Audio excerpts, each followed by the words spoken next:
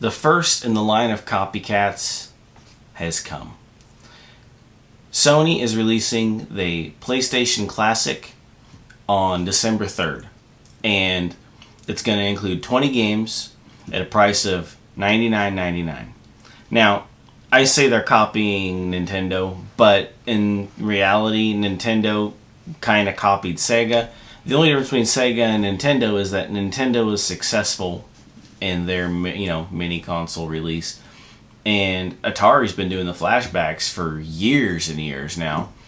The difference is that Nintendo executed it well, and they put great games on the console. The emulator works well, and it's not clunky, and it's fun. It's not a nightmare to mess with. It works.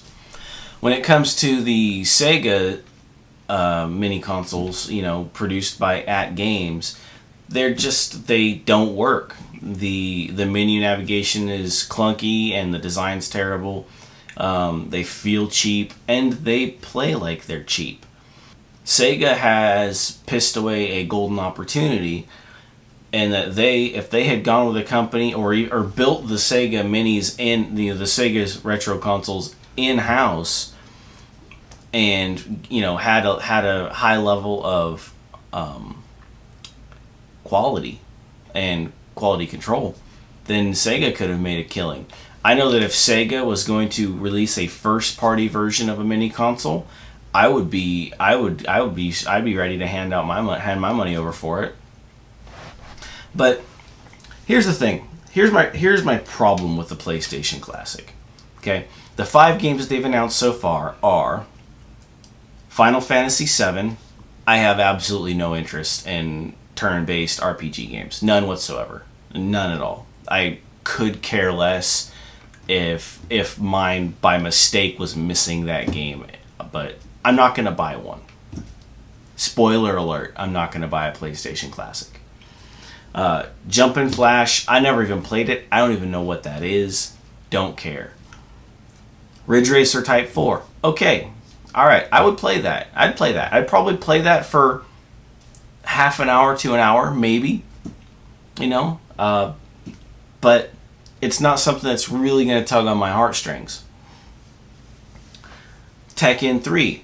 I do remember that game very fondly. I played a lot of that game when I was a kid. But as I've gotten older and as games have progressed, fighting games like Tekken 3 just don't do much for me anymore. I mean, Street Fighter 2 is one of the greatest fighting games ever. I get bored in that after a couple of rounds now. Tekken 3 is going to be the same way. What am I going to get, 30 minutes out of that game? At a time. Obviously, I can go back. I'll play it again other times. But 30 minutes, and I'm going to be bored. I'm going to need to move on to something else. Wild Arms is the 5th game that's been announced so far, and I've got no interest in Wild Arms. I don't even know what it is. Never played it. The PlayStation, we had a PlayStation when I was a kid. And the PlayStation, even though we had one, is not a console that I look back on with a lot of nostalgia and a lot of want. We did not have a Nintendo 64, but I can tell you right now, if Nintendo announced tomorrow that they're also going to release a Nintendo 64 Mini or Classic in December, I would be chomping at the bit to be down there at the store with my $100 in hand waiting for a Nintendo 64. Because those are the games that I think not just me, but a lot of people my age, younger adults, they're gonna look back on Nintendo games with nostalgia and want.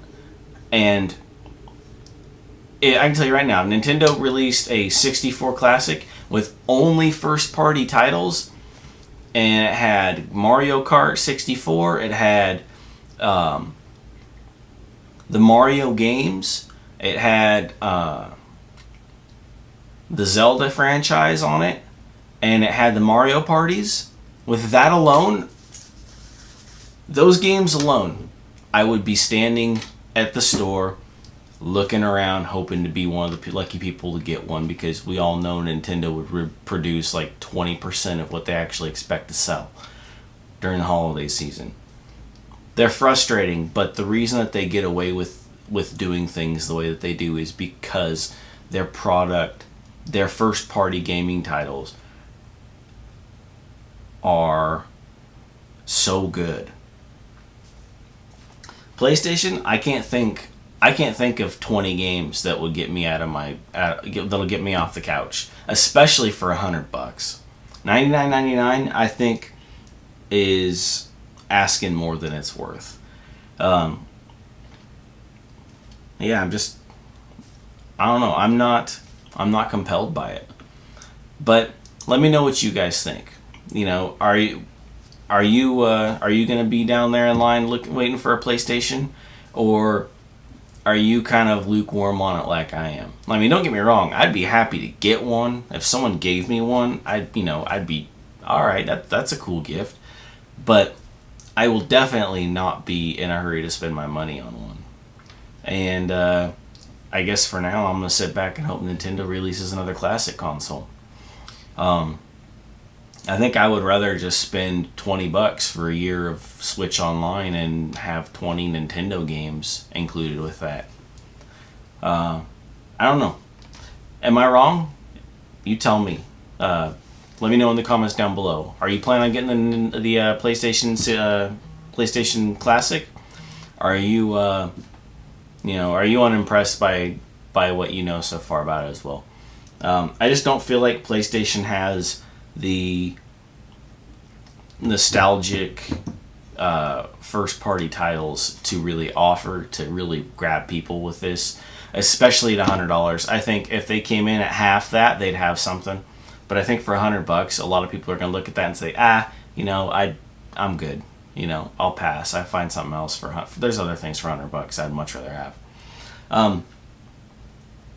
And like I said, I didn't have a Nintendo 64, but I would, in a heartbeat, I'd pay $100 for a 64 Classic with first party only titles. So let me know if you agree or disagree down below, and if hey, tell me a game that you think could change my mind. What game on the PlayStation could they put on there that you think would have me standing down in line for $100? What game's gonna have you standing in line with $100 in your hand, ready to buy one? Until next time, hit like, dislike, subscribe, and we'll see you in the next one.